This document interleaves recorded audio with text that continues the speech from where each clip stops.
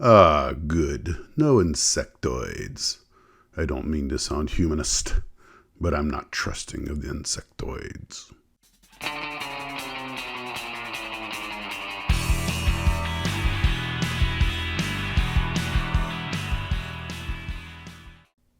Well, hey, Glue Troopers, Max's Models here. Got a little bit of work done today. Just was tinkering on the kit bashes, and I got again to that point where I could only do a little bit of work. I had to tape everything off and let it begin to harden. So I'm sitting here tinkering on each of the models, and when I'm done with them, I'm like, well, I've got some time, and what can I do to sort of, I can't touch them. So, you know what? There was this artillery piece that was given to me by a glue trooper in one of the unboxings, and it's basically a bag of parts and no instruction sheet. And I was like, I don't think I've ever built an artillery piece like this, and trying to figure it out and put it together without the instructions might make an interesting challenge. So, how did it come to this? It started off as just sort of, I'll see what parts fit together. And an hour later, I'm like, okay, I know I can figure this out. And I'm on the internet looking at pictures of real artillery pieces. I don't even know exactly which one it is. I believe it's the old World War II era 105 millimeter howitzer. So I found what looked like the right thing. And I found some articles on people who were building them, and more or less I've managed to cobble it sort of together, although I'm not sure where a lot of the finery goes, but I'm figuring it out. And all of a sudden this became a real challenge.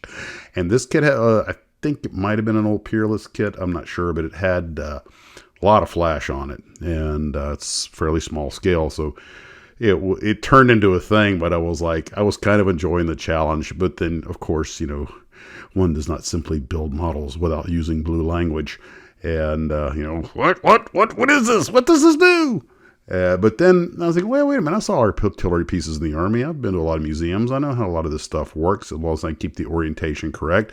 And, I only got stuff on backwards 4, 5, 6, 38 times. But it's making some progress. That's half the fun. So anyway, I'll be tinkering on that. Oh, I found this picture. This is the kit model I was talking about of the Mercedes Evolution 2 that is over at Hurricane Hobbies. It's one of the car kits that he has that was part of some sort of deal. So I don't know if that's a hard to find kit or not, but that was the picture I was looking for on the live stream last night. And so I leave Tuesday to go out to fly for a few days. So, of course, there won't be any content at the end of the week.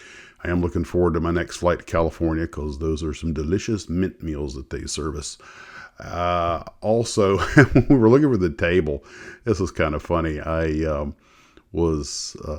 We went to a discount furniture place just because it happened to be next door to someplace else. We were going, now we'll just take a look, see if they got no table. And we walked right into 1973. I was just expecting Austin Powers to, do you think, sexy baby? I mean, I was like, I swear, I know if I was still single, I probably would have bought this just out of sheer 1970s-ness. I didn't even know they still made stuff like this.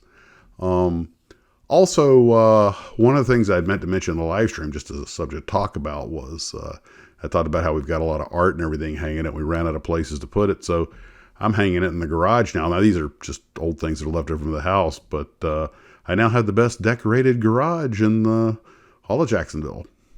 Well, guys, that's really all I got. Most of the model building was just tinkering, doing a few things on the kit bashes before I get working on the diorama base, and trying to figure out that artillery piece, which is turned into a thing. And unfortunately, it's raining here. And even though the table's sort of technically out of the rain, I don't want to get it too close to the tarbus in case some of those insectoids decide to migrate. But I did blast it again today, and I didn't see anything come out of the woodwork, literally. So hopefully a couple of days in the sun, and if we get a couple of days of sun, and a couple of more applications, and it'll be safe to put back together and put in there. If not, it'll be an outdoor projects table. Serves me right for getting cheap. You get a $10 table, you get $10 table problems. Well, guys, I hope your builds are going well. I hope you had a happy Easter. We'll see everybody later. And as always, Model 1.